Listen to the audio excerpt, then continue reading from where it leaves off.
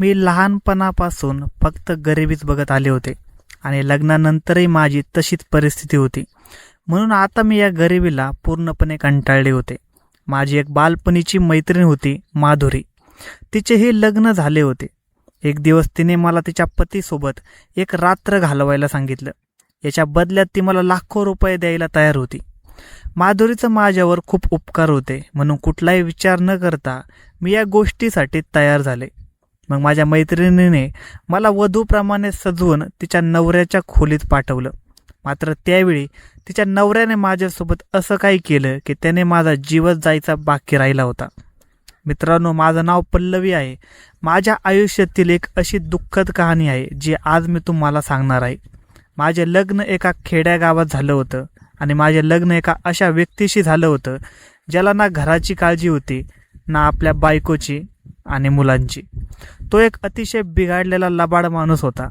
त्याला स्वतःच्या पालकांची देखील पर्वा नव्हती. म्हणून मी ठरवलं की मी स्वतः नोकरी करून माझ्या मुलांना वाढवेन. ज्या प्रकारे मी माझे आयुष्य गरिबीत जगले होते तसेच आयुष्य माझ्या मुलांच्याही वाटेला यावे अशी माझी अजिबात इच्छा नव्हती. मी 28 वर्षांची होते आणि मला एक मुलगा आणि एक मुलगी अशी 2 मुले होती. माझी बालपणीची एक मैत्रीण होती माधुरी. ती शहरात राहत होती. तिच्याजवळ पैशांची काहीच कमतरता नव्हती. तिचा एक मोठा बंगला होता आणि त्याच बंगल्यात तिने मला नोकरीवर ठेवलं होतं. मी माझ्या मुलांना घेऊन शहरात तिच्या बंगल्यातच राहू लागले. माधुरीजवळ काम करून मला आता 5 वर्ष झाली होती. माधुरीने मला बंगल्यातील सर्व नोकरांना माझ्या देखरेखीखाली काम करून घेण्याचं काम दिलं होतं. मी सर्व नोकरांना माझ्या देखरेखीखाली काम करून घ्यायचे आणि त्या बदल्यात माधुरी मला चांगला पगार देखील देत होती. माधुरीच्या लग्नाला आता 9 वर्ष होण्यात आली होती, पण अजूनही त्यांना मूलबाळ झालं नव्हतं. त्यांनी सर्वात मोठ्या डॉक्टरांचा सल्लाही घेतला होता. वैद्य बाबांनाही दाखवलं होतं, परंतु त्यांची अपत्य होण्याची इच्छा पूर्ण होऊ शकली नाही. कदाचित मूल होणं त्यांच्या नशिबातच लिहिलेलं नव्हतं. माधुरी मनाने खरंच खूप चांगली मुलगी होती. तिने मला प्रत्येक सुखदुःखात साथ दिली होती. जेव्हा मला पैशांची गरज पडली तेव्हा माधुरी मला मदत करत असे. माझ्या लग्नानंतरही काही वर्षांनी माझे आईवडील हे जग सोडून गेले. लग्नानंतरही माधुरी आणि मी एकमेकांना भेटत राहिलो. मी माझ्या सर्व समस्या तिच्याशी शेअर करायचे. तेव्हा माधुरी मला धीर देत म्हणायची की तू काळजी करू नकोस, बघ माझे लग्न झाल्यावर मी तुला माझ्या जवळच ठेवेन.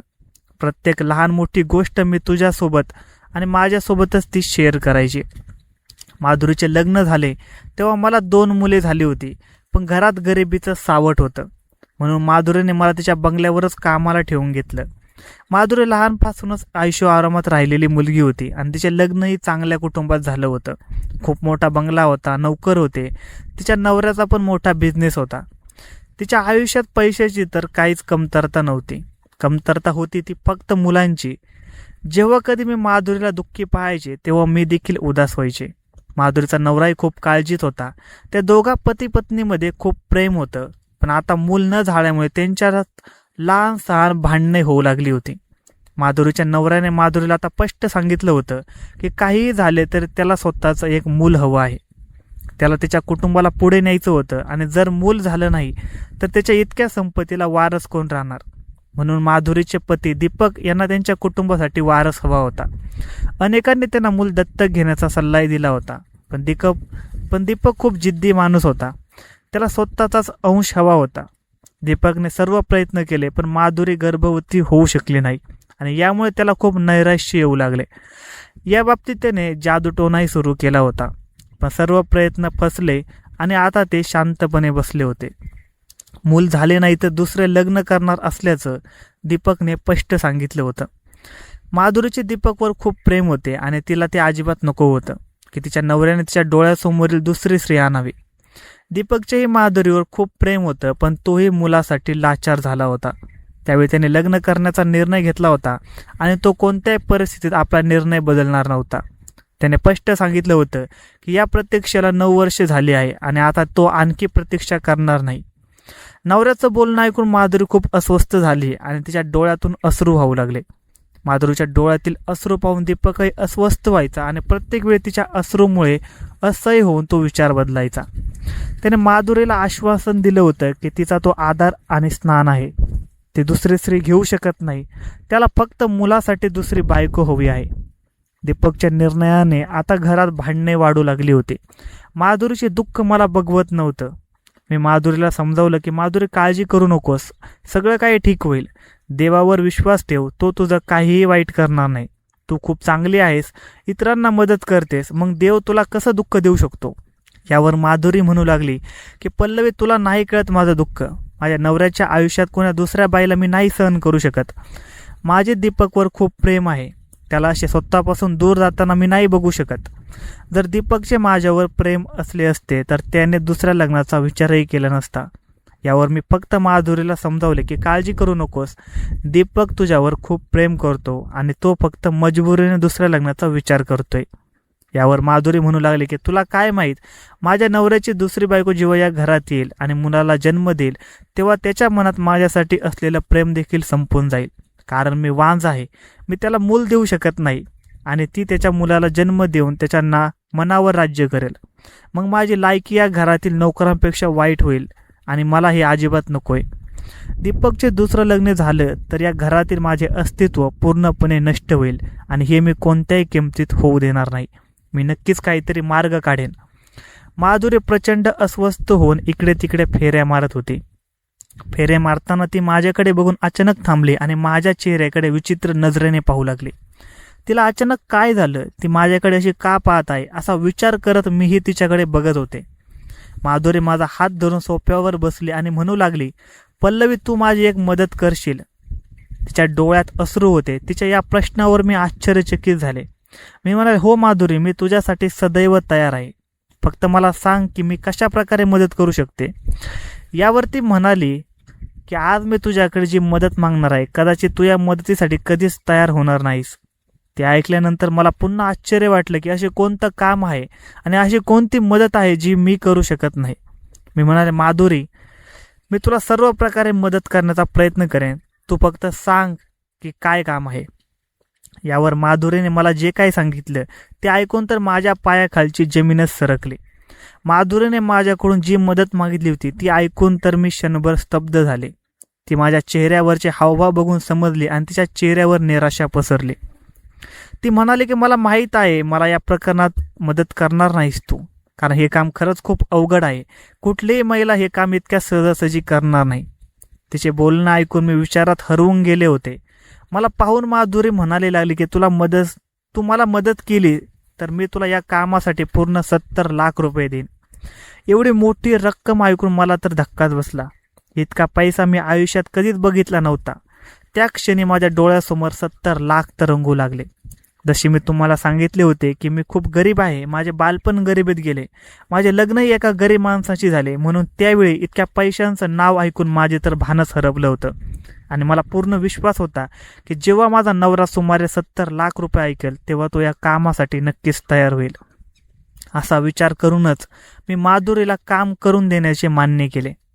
मी माधुरीला म्हणाले की तुझी मदत करायला तर मी तयार आहे, पण सगळ्यात महत्त्वाचं म्हणजे दीपक हे करायला तयार होतील का? यावर माधुरी म्हणू लागली की माझा नवरा दुसऱ्या लग्नासाठी तयार होत आहे तर तो या कामासाठी अगदी सहजच तयार होईल. शेवटी तो फक्त मुलासाठीच तर दुसरं लग्न करायला तयार आहे. जर त्याला लग्नाशिवाय मूल झाले तर तो दुसरं लग्न का करेल?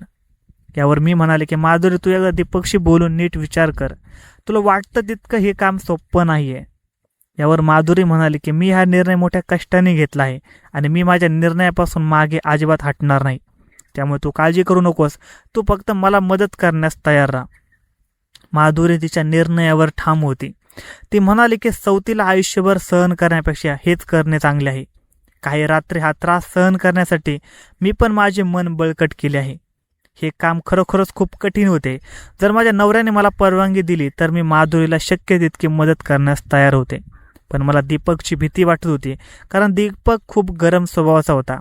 त्याचेही माधुरी खूप प्रेम होते. पण जेव्हा त्याला कळेल की माधुरीने असा प्लॅन केला आहे तेव्हा त्याची काय प्रतिक्रिया असेल कुणास ठाऊक. खरं तर माधुरी म्हणाली होती की तू माझ्या नवऱ्याच्या मुलाला जन्म दे आणि ते मूल मला दे. सवतीला आयुष्यभर सहन करण्यापेक्षा काही रात्रींसाठी मी माझ्या नवऱ्यासोबत दुसऱ्या बाईला सहन करायला तयार आहे. माधुरी म्हणाली होती की तू माझ्या नवऱ्यासोबत एक रात्र घालून माझ्या मुलाला जन्म देणार का? मूल झाल्यावर तू ते मूल आम्हाला दे आणि त्या बदल्यात मी तुला पैसे देईन. मला या कामात कोणतीही अडचण नव्हती, कारण मला आधीच 2 मुले, 1 मुलगा आणि 1 मुलगी होती.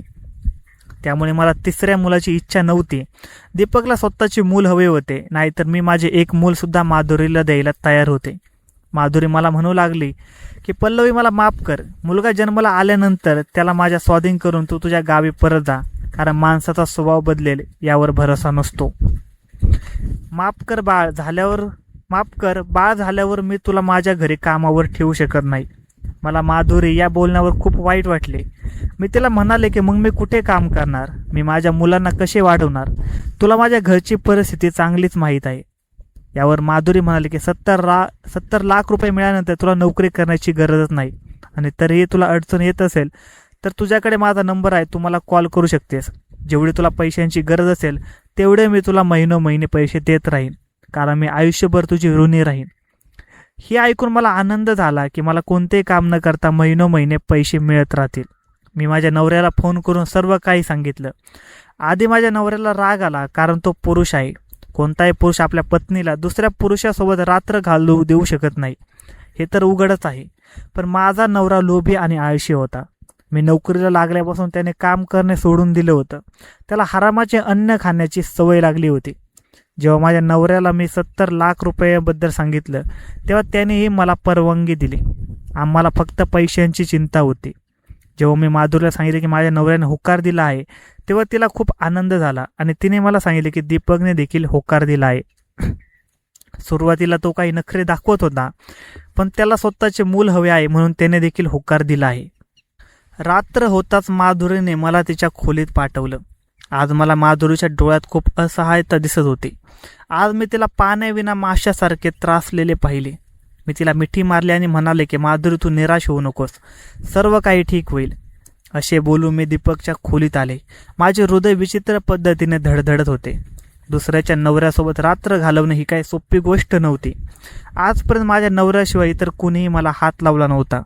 मी खोलीत गेले तेव्हा दीपक सोफ्यावर बसून सिगारेट ओढत होता. संपूर्ण खोलीत धूर पसरला होता. कदाचित हे काम त्याच्यासाठीही सोपे नव्हते. मला पाहून त्याने सिगारेट विझवली. तो माझ्याजवळ आला आणि म्हणाला, हे बघ पल्लवी, मी जे काय करतोय ते फक्त मजबुरीने करतोय. यावर मी म्हणाले की मी तुमची असहायता समजू शकते.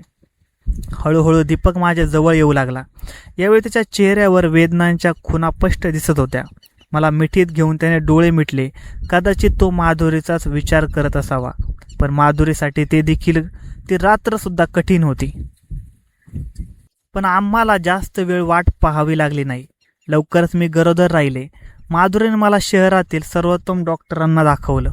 माधुरी आणि दीपक खूप खुश होते आणि माझ्या डोळ्यासमोर तर 70 लाख रुपयांची किंमत फिरत होती. दुसरीकडे मी लक्षात घेतलं होतं की दीपक आणि माधुरी या दोघांसमोर त्यांचे भावी मूल फिरत होते. माधुरी गरोदर असल्याची बातमी दीपकने सर्व नातेवाईकांमध्ये पसरवली होती. आता दोघांनीही सुटकेचा निश्वास सोडला, कारण आता त्यांच्या सर्व अडचणी संपणार होत्या. सुरुवातीला तर मला वाटले होते की सर्व काही ठीक होईल, पण जसजसे दिवस जात होते तसतशी माझी अस्वस्थता का वाढत होती ते माहीत नाही. माधुरी आणि दीपक आपल्या मुलाच्या आगमनाची स्वप्ने पाहत होते. नवरा बायको दोघांनी माझी खूप काळजी घेतली. माझा आहार खूप सुधारला होता. ते माझी नियमित तपासणी करत होते. इतके वर्ष मी त्यांची सेवा करत होते. आज अशी वेळ आली होती की पती पत्नी दोघेही माझी सेवा करत होते, जशी की मी या घराची राणी आहे आणि ते सर्व माझे नौकर आहेत. परंतु आमच्यासाठी एक नवीन समस्या आली होती. माधुरी गरोदर असल्याचे त्यांच्या नातेवाईकांना कळताच अनेक लोक तिला भेटायला येऊ लागले आणि विविध प्रकारचे प्रश्न विचारू लागले.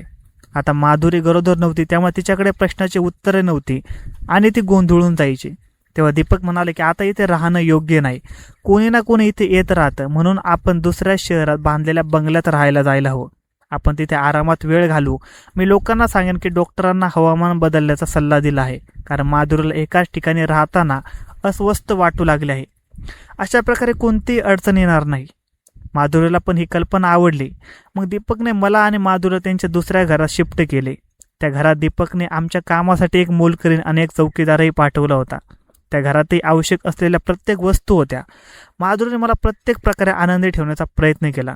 कधी कधी वाटायचे की माधुरी किती चांगली मुलगी आहे, मग देवाने तिचे इतकं वाईट काय केलं. मग असेच काही महिने उलटले. माझे बाळ आता माझ्या पोटात लाथा मारायला लागलं होतं. पहिल्यांदा माझ्या पोटात बाळाची हालचाल जाणवली तेव्हा मला खूप विचित्र वाटलं. अचानक एका वादळी रात्री माझे डोळे उघडले आणि मी उठून बसले. पोटाला हात लावताच अंधारात काहीतरी विचित्र वाटले. मला असे वाटले की माझे मूल मला हाक मारत आहे आणि सांगत आहे की मी तुझे मूल आहे आई, मला कोणाला देऊ नकोस, मला फक्त तुझ्याजवळ ठेव. मला माहीत नाही या स्वप्नानंतर मला का काळजी वाटू लागली. प्रत्येक दुसऱ्या किंवा तिसऱ्या दिवशी मला स्वप्ने पडू लागली की जणू एखाद्या लहान मूल माझे बोट धरून रडत आहे आणि मला म्हणत आहे की आई मला तुझ्यापासून वेगळं करू नकोस. आता मी रात्र जागूनच काढू लागले. माझे मन हळूहळू बदलू लागलं कारण आता रोज रात्री माझ्यासोबत असेच घडत होतं. कदाचित आतून माझे हेतू बदलू लागले होते. मी अस्वस्थ होत होते. आता मला 70 लाख रुपये कमी आणि निरुपयोगी वाटू लागले होते. पहिले तर माझ्यासाठी पैसा महत्त्वाचा होता, मूल नाही, कारण मला आधी 2 मुले झाली होती. पण हा माझा विचार चुकीचा ठरला. मूल पहिले, दुसरे किंवा तिसरे असो, एका आईसाठी मूल ते मूलच असते. कदाचित माधुरीला माझे बदललेले हावभाव कळले होते. ती मला पुन्हा पुन्हा विचारत होती की पल्लवी तू गप्प गप्प का राहतेस. पण मी तिच्या कोणत्याही प्रश्नाचे उत्तर देऊ शकत नव्हते. दीपकही दर आठवड्याला घरी यायचा आणि भरपूर फळे आणि जीवनावश्यक खाद्यपदार्थ घेऊन यायचा. मी दर महिन्याला डॉक्टरांकडून चेकअप करून घेत होते. कसा तरी डिलिव्हरीचा दिवसही आला. माधुरीने ही गोष्ट दीपकला सांगितल्यावर त्याला खूप आनंद झाला. इतक्या महिन्यात दीपक आणि माधुरीने माझ्यावर पाण्यासारखे पैसे खर्च केले होते. इथे माझे मन आणि माझ्या मुलासाठी पुन्हा पुन्हा तळमळत होतं. रात्रीची वेळ होती. माधुरी मला म्हणाली की सकाळी हॉस्पिटलला जायचं आहे, फक्त आजची रात्र उरली आहे, दुसऱ्या दिवशी सकाळी तुला रुग्णालयात दाखल करावे लागेल. हे सर्व ऐकून मला भीती वाटू लागली. मला माझे मूल स्वतःपासून दूर जाताना दिसत होते आणि हे सहन करणं मला खूप कठीण झालं होतं. या मुलाचे वडील जरी दीपक असले तर या मुलाला जन्म देणारी आई मीच होते. मी 9 महिने माझ्या पोटात या मुलाला वाढवलं आहे. मी त्याला दुसऱ्या बाईच्या मांडीवर कसे देऊ शकेन. मला वाटलं होतं की हे मूल माझं आहे, मी ते कोणालाही देणार नाही. माझे हेतू आणि मन दोन्ही देखील बदललेले होते. मग रात्री माधुरी तिच्या खोलीत गेल्यानंतर मी पटकन माझे सामान बांधायला सुरुवात केली. माझ्या दोन्ही मुलांना सोबत घेतले. माझा मोठा मुलगा 9 वर्षाचा होता तर माझी मुलगी 6 वर्षाची होती. मी तिथून गुपचूप पळ काढला. माझ्या प्रसूतीची वेळ असल्याने मला प्रसूती वेदनाही सुरू झाल्या होत्या. मी लवकर बाहेर आले. मी रात्रीच्या बसमध्ये चढले. मी दीपक आणि माझी मैत्रीण माधुरीची फसवणूक केली होती, पण मला स्वतःचे मूल हवे होते म्हणून पळून गेले. यानंतर दीपक आणि माधुरीचे काय होईल याच्याशी मला काहीही देणं घेणं नव्हतं. मला फक्त माझ्या मुलाची काळजी होती. मी माझ्या गावी पोहोचले, पण आता वेदना झपाट्याने वाढू लागल्या होत्या. मी माझ्या घरी गेले नाही कारण माझा नवरा 70 लाख रुपयांची अपेक्षा करत बसला होता. या 9 महिन्यात त्याने 70 लाख रुपयांची अनेक स्वप्न रंगवली होती. जर मी रिकाम्या हाताने त्याच्याकडे गेले असते तर त्याने मला पुन्हा दीपककडे नेले असते आणि पैसे वसूल केले असते. कारण तो एक लोभी माणूस होता जो आपल्या पत्नीला पैशासाठी दुसऱ्या पुरुषासोबत रात्र घालवण्यासाठी पाठवू शकतो. तो माणूस आईच्या ममतेला कधीच समजू शकला नसता. मी गावाच्या बाहेर असलेल्या एका वस्तीतील दाईकडे गेले. माझ्या दोन्ही मुलांच्या वेळी त्या महिलेनेच डिलिव्हरी केली होती. मी दाईच्या घरी गेले आणि तिचा दरवाजा जोरजोरात ठोठावला. आता सकाळचे 5 वाजले होते. दाईने दरवाजा उघडताच तिने मला पाहिले आणि म्हणाले की यावेळी तू सुरुवातीच्या दिवसात माझ्याकडे आली नाहीस. तुझी मुलं तर खूप मोठी झाली आहेस आणि आता मुलांबद्दल विचार केलास. मी म्हणाले हो, देवाची इच्छा होती की इतक्या वर्षाने मला हे तिसरे अपत्य मिळाले. एवढे बोलून मी गप्प झाले. मला वेदना होत असल्याने मी जास्त बोलू शकले नाही. ती म्हणाली की तुझी प्रसूतीची वेळ आली आहे. मी म्हणाले म्हणूनच मी तुमच्याकडे आले आहे. मला माझे मूल सुरक्षित आणि निरोगी हवे आहे. मला भीती वाटत होती की दीपक आणि माधुरी येऊन माझे मूल माझ्यापासून हिसकावून घेतील. मला शक्य तितक्या लवकर माझ्या मुलासह दूर कुठेतरी निघून जायचं होतं. सुमारे अर्धा तासाच्या प्रसूतीनंतर मला मूल झाले. माझ्या आनंदाला सीमा नव्हती. मी ठरवलं होतं की मी माझ्या मुलाला घेऊन लवकरात लवकर इथून निघून जाईल, जेणेकरून कोणालाही माझ्याबद्दल काहीही कळू नये. मी माझ्या मुलाला माधुरी आणि दीपक यांना कोणत्याही किमतीत देणार नाही. खरं तर माधुरीचे माझे इतके उपकार होते की मी तिला माझे स्वतःचे मूल द्यायला तयार झाले होते. पण मला अचानक असे काय झाले माहीत नाही, ज्यांनी मला माझ्या वाईट प्रसंगी आधार दिला होता. आज मी त्यांचीच फसवणूक केली होती. त्यांना मुलांची स्वप्न दाखवून मी त्यांच्या डोळ्यातील सर्व स्वप्न हिसकावून घेतली होती. जेव्हा वचन पूर्ण करण्याची वेळ आली तेव्हा मी त्यांचा विश्वासघात केला होता. माहीत नाही की एक आई माझ्यासारखी स्वार्थी असू शकते का. मी माझ्या 3 मुलांसह दुसऱ्या गावात आले. ते एक छोटेसं गाव होतं जिथं फार कमी लोक राहत होते. इथे एका जुन्या झोपडे मी स्वतःसाठी आणि माझ्या मुलांसाठी राहू लागले. मुलांचे संगोपन करू लागले. कदाचित दीपक आणि माधुरीने मला शोधण्याचा प्रयत्न केला असेल, पण मी इतक्या दूर आले होते की त्या लोकांना त्याबद्दल काहीच कळाले नाही. इथेच मी लोकांच्या घरी घरकाम करू लागले आणि मला मिळालेल्या तुटपुंज्या उत्पन्नातून माझ्या मुलांचे पालनपोषण करू लागले. पण कदाचित मला माझ्या कृत्याची शिक्षा भोगावीच लागणार होती, कारण मी त्या दोघांचे मन दुखावले होते. अचानक माझी तब्येत बिघडली. गावातील लोकांना मला असहाय्य समजून सरकारी रुग्णालयात दाखल केले. तिथे मला कॅन्सरसारख्या मोठ्या आजाराचे निदान झाले आणि मी काही दिवसच जगणार आहे असे समोर आले. ही बातमी ऐकून मला असे वाटले की जणू सर्व काही बुडाले आहे. आता माझी तिन्ही मुले अनाथ होतील. कसं होईल माझ्या मुलांचं, या विचारात मी रात्रभर खूपच रडले. एका शेजारणीशी माझी चांगली ओळख झाली होती. आता मला माझ्या अंधाऱ्या आयुष्यात प्रकाशाचा एक किरण दिसत होता. मी तिच्या जवळ गेले आणि हात जोडून म्हणाले की मला थोडी मदत करा. मी पत्ता लिहून तिला दिला. मी म्हणाले की तुम्ही या पत्त्यावर या मुलांना सोबत घेऊन जा आणि असे सांगा की पल्लवीने तुमचा वारस तुमच्याकडे पाठवला आहे. तसे त्या लोकांना मला माफ करायला सांगा. कदाचित त्या लोकांनी मला माफ केले तर माझे दुःख कमी होईल. माझी शेजारी खूप चांगली बाई होती. तिने माझी अडचण समजून घेतली आणि पत्ता आणि माझा धाकटा मुलगा घेऊन ती शहरात गेली. तिथे ती दीपक आणि माधुरीला भेटली आणि त्यांनी सर्व हकीकत सांगितली. पण तिचे बोलणे ऐकून त्यांना वाटले की ही बाई खोटं बोलत आहे. पण दोघांनी मुलाच्या चेहऱ्याकडे लक्षपूर्वक पाहिले तर तो हुबेहूब दीपक सारखाच होता. आता दोघांचाही त्या बाईच्या बोलण्यावर विश्वास बसला होता. दीपक आणि माधुरी माझ्यावर खूप रागवलेले होते. त्यांना माझी मदत करायची नव्हती, पण माझ्या शेजारीने त्यांना सांगितले की पल्लवीच्या जीवाला धोका आहे. तिला उपचारासाठी शहरात आणावे लागेल आणि ऑपरेशन देखील करावे लागेल, अन्यथा तिचा मृत्यू होईल. माधुरी आणि दीपक यांना आजपर्यंत मूल झाले नव्हते. मी पळून गेल्यानंतर त्यांनी मूल होण्याची इच्छा संपवली होती. दीपक म्हणाला, कदाचित देवाला मला मूल होऊ नये असेच वाटते. देवाला नको असेल तर दुसरं लग्न केलं तरी मला मूल होणार नाही, असा विचार करून त्याने मुलाचा विचार मनातून काढून टाकला होता. मग दोघेही माझ्या मुलासह मला भेटायला आले. मला पाहता त्यांच्या आठवणी ताज्या झाल्या. मला खूप वेदना होत असल्याने पाहून त्यांनी मला माफ केले, पण तू आमच्याशी चांगली वागली नाहीस अशी तक्रार देखील त्यांनी केली. तू पळून गेल्यावर आम्ही लोकांना सांगितले की आमच्या मुलाचा जन्म हॉस्पिटलमध्ये झाला आहे, पण कोणीतरी त्या हॉस्पिटलमधून त्याला चोरले आणि आम्हाला काहीच कळले नाही आणि आम्ही पुन्हा अपत्रिक झालो. आम्हाला माहीत नव्हते की 3 वर्षांनंतर आम्ही आमच्या मुलाला असे भेटू. मी हात जोडून दोघांची माफी मागितली. दोघांनी मला माफ केले. त्यांनी मला शहरातील डॉक्टरांकडे नेले आणि तिथे माझ्यावर उपचार केले. खरं तर त्या दोघांचे मन दुखून मी जे पाप केलं होतं त्याची शिक्षा मृत्यू म्हणून खूप कमी होती, पण माझ्या मुलांचे नशीब चांगलं होतं म्हणूनच मी वाचले. माझ्या नवऱ्याच्या अवघ्या वर्षापूर्वीच अपघाती मृत्यू झाला होता. मी दीपक आणि माधुरीच्या मुलांना त्यांच्या स्वाधीन केले आणि मी माझ्या मुलांसह माझ्या गावी केले. आता ते लोक त्यांच्या आयुष्यात आनंदी आहेत आणि इथे मी माझ्या मुलांसह आनंदी आहे. इतक्या वर्षानंतरही माधुरीने तिचे वचन पाळले होते. तिला मुलगा मिळाल्यानंतर तिने मला 70 लाख रुपये दिले आणि दर महिन्याला पैसे देतच राहिली. त्या चांगल्या लोकांची मी खूप वाईट केले याचा मला खूप पश्चाताप वाटत होता. रुग्णालयातून चोरीला गेलेला आमचा मुलगा आम्हाला परत मिळाला असे दीपक आणि माधुरीने सर्व नातेवाईकांना सांगितले होते. आता ते लोक त्यांच्या आयुष्यात खूप आनंदी आहेत. तर मित्रांनो, स्टोरी आवडली असल्यास व्हिडिओला लाईक, सबस्क्राईब आणि शेअर करायला अजिबात विसरू नका. धन्यवाद.